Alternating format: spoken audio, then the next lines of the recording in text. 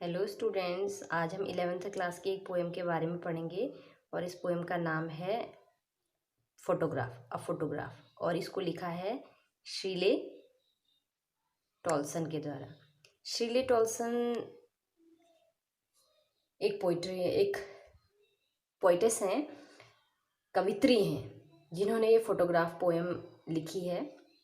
इस पोएम को पढ़ने से पहले बच्चों, हमें इस पोएम के बैकग्राउंड को जानना बहुत ज़्यादा ज़रूरी है। ये पोइट्री जो लिखी गई है, ये पोएम जो लिखी गई है, ये श्रीले टॉल्सन के द्वारा अपनी मदर को डेडिकेट की गई है और अपनी मदर की याद में लिखी गई है। तो ये पोएम लिखते वक्त जो कवित्री है वो एक फ़ोटोग्राफ को हाथ में लिए हुए है और उस फोटोग्राफ में उसकी मदर के बचपन की फ़ोटो है और उस मदर के बचपन की फ़ोटो को देख के एक समय यानी पुराने समय में उसकी माँ बड़ा खुश हुआ करती थी। तो जब उसकी माँ खुश होती थी इस फोटोग्राफ को देख के, तो अपनी माँ को देख के ये कवित्री बड़ा खुश हुआ करती थी। तो जब ये बहुत यानी अपनी माँ को देख के खुश हुआ करती थी, तो उस मोमेंट के बारे में लिख रही है कि फोटोग्राफ देख के मदर बहुत ज़्यादा खुश है और मदर की खुशी को देख के ये राइटर बहुत खुश है। तो ये जो फीलिंग है इस पोएम के अंतर्गत शो की गई है। देखो, लाइन बाय लाइन हम इस पोएम को पढ़ते हैं अब। A cardboard shows me how it was when the two girl cousin went peddling। ये कार्डबोर्ड क्योंकि उस समय फोटोग्राफ जो है हार्ड पेपर पे या हार्ड बोर्ड पे बनाए जाते थे, तो इसलिए इसको कार्डबोर्ड से डिनोट किया गया है। मीनिंग वही है फोटोग्राफ। तो अ कार्डबोर्ड शोज मी, ये कार्डबोर्ड मुझे शो करता है, दिखाता है हाउ इट वॉज, कि किस तरीके का एनवायरनमेंट था, किस तरीके की मेरी मदर दिखती थी, यानी किस तरीके का उस समय वो समय था। When the two girl cousin went pedalling, जब दो गर्ल कजिन गर्ल उसकी मदर और दो कजिन गर्ल उस फोटोग्राफ में है, यानी तीन गर्ल हैं, एक मदर हो गई इस कवित्री की और उनकी दो कजिन सिस्टर्स हो गई। वेंट पेडलिंग, वो तीनों क्या कर रही हैं, पेडलिंग कर रही हैं, पैर छपछपा रही हैं, किसमें, पानी में। Each one holding one of my mother's hand, और दोनों ने ही दोनों तरफ से मेरी माँ के हाथ को पकड़ा हुआ है। And see the big girl, see यानी उसकी मदर, जो बिग गर्ल है, जो सबसे बड़ी है उन तीनों में, सम 12 years, लगभग 12 साल की हैं। And so all three stood still, और वो तीनों के तीन बड़े स्टिल, बड़े शांत से खड़े हैं। और क्यों खड़े हैं, to smile through their hair, smile करने के लिए अपने बालों के बीच से। अब यहाँ पर थ्रो देयर हेयर इसलिए कहा गया है बच्चों, क्योंकि वो समुद्र के किनारे खड़े हैं और वहाँ हवा चल रही है। हवा चलने की वजह से बाल जो है उनके चेहरे पर आए हुए हैं, और इस बात को शो करने के लिए कवित्री यहाँ पर थ्रो देयर हेयर कह रही हैं, यानी बिखरे हुए बाल हैं उनके अंदर से वो स्माइल कर रहे हैं। At the uncle with the camera, और किस तरफ देख रहे हैं, अंकल की तरफ जो कि कैमरा लिए हुए खड़े हैं। My sweet face my mother's that was before I was born, जब मैं पैदा नहीं हुई थी, कवित्री कह रही हैं कि जब मैं पैदा ही नहीं हुई थी उससे पहले मेरी मदर कितनी स्वीट, कितनी प्यारी लगती थी। एंड द सी, क्योंकि बचपन की फ़ोटो है, 12 years की है। And the sea which appears to have changed less, और जो ये समुद्र है जो कि मुझे लगता है टू हैव चेंज्ड लेस, बहुत कम बदलाव उसमें आया हुआ है। वॉश्ड दियर फीट टेरिबली ट्रांजिएंट फीट, और क्या कर रहा है वो बहुत कम बदलाव वाला समुद्र, इनके टेरिबली बहुत बुरी तरीके से कहो, ट्रांजिएंट मीन्स जो चेंजेबल है, चेंजेबल फीट को धो रहा है। अब यहाँ पर ये ट्रांजिएंट वर्ड हो गया और ऊपर ये चेंज्ड लेस, ये दोनों एक दूसरे से यानी अपोजिट हैं। चेंज्ड लेस मीन जो बहुत कम बदलता है, that is nature, nature as it is रहता है। ट्रांजिएंट फीट इसलिए कहा है क्योंकि ह्यूमन जो है, ह्यूमन की बॉडी जो है वो एज के साथ, समय के साथ परिवर्तित होती जाती है। तो इसीलिए यहाँ पर कवित्री शो कर रही हैं कि उस समय मेरी माँ के फीट कैसे थे और आज कैसे हैं, यानी उस समय मेरी माँ का पूरी बॉडी, पूरा फेस कैसा था और अभी वो कितना बदल चुका है, यानी चेंजेबल है। तो ये वो शो करना चाह रही हैं इस सेंटेंस के थ्रू कि मेरी माँ उस समय से अभी तक काफ़ी चेंज हो चुकी है। ठीक है, अब अगले पैराग्राफ को पढ़ते हैं।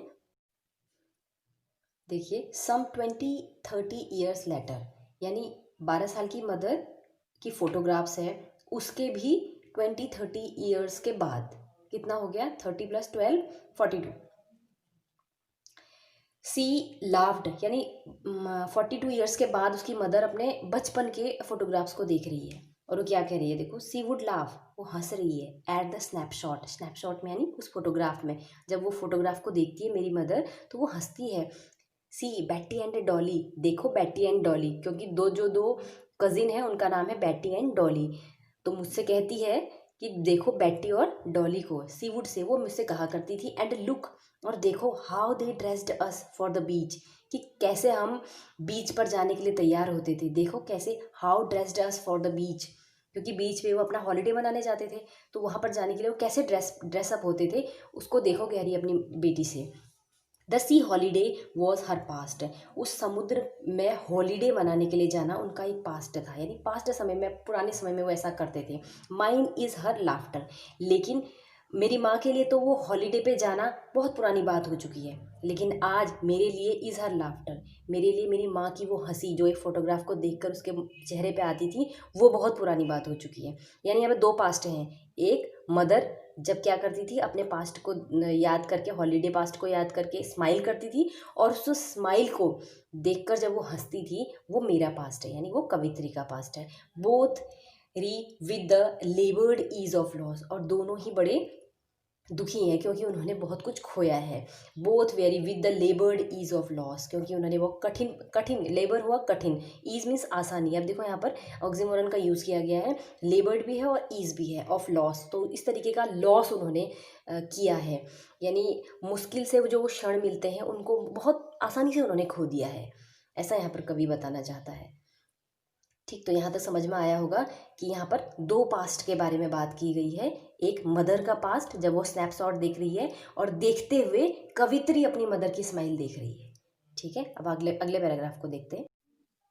ये लास्ट पैराग्राफ है बच्चों, इसमें कवित्री बता रही है कि now she is being dead nearly as many years, कई साल पहले मेरी माँ अब मर चुकी है, यानी अभी उसकी माँ प्रेजेंट में जिंदा नहीं है। एज दैट गर्ल लिव्ड, यानी जितना ये लड़की जिसकी फोटोग्राफ देख रही हूँ वो जिंदा जितना जी, उतने ही मेरी माँ को मरे हुए हो चुके हैं, यानी दोनों बात ही इक्वली सही है, क्योंकि अपनी मदर की डेथ के बाद वो ये बातें बता रही है। एंड ऑफ दिस सर्कमस्टांसेस, यानी इन परिस्थितियों को हुए जितने साल हो गए हैं उतने साल मेरी माँ को डेथ हुए भी हो चुके हैं। देयर इज़ नथिंग टू से एट ऑल, मुझे कुछ नहीं कहना है, यानी कुछ भी कहने के लिए अब बचा नहीं है। इट्स साइलेंस, साइलेंस, सब कुछ साइलेंस है, शांत है, साइलेंस।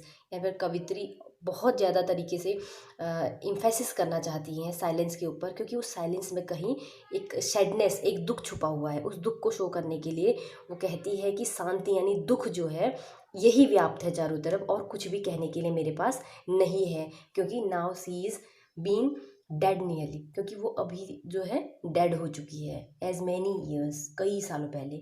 तो यहाँ पर ये कवित्री, ये राइटर के जो द्वारा जो पोएम लिखी गई है, ये मदर को डेडिकेट की गई है। और इसमें देखिए बच्चों 3 पैराग्राफ हैं, और 3 पैराग्राफ में लाइफ के 3 फेजेस के बारे में बताया गया है। फर्स्ट फेज जब मदर अपने बचपन को, यानी बचपन के बारे में बताया गया है, उसको याद करती है। सेकंड फेज जब 42 ईयर्स की हो चुकी है, तो अब बहुत सारी परेशानियां झेलने के बाद अब उसकी लाइफ जो है ऐसी हो चुकी है कि वो फोटोग्राफ्स के अंदर अपनी यानी हैप्पीनेस को ढूंढ रही है, तो यानी फोटोग्राफ देख के वो खुश हो रही है। और लास्ट फेज में जब उसकी डेथ हो चुकी है, तो इन तीनों फेजेस को यहाँ पर राइटर ने या पोइट ने शो किया है।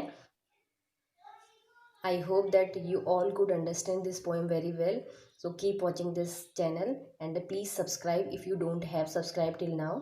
Thanks for listening to me.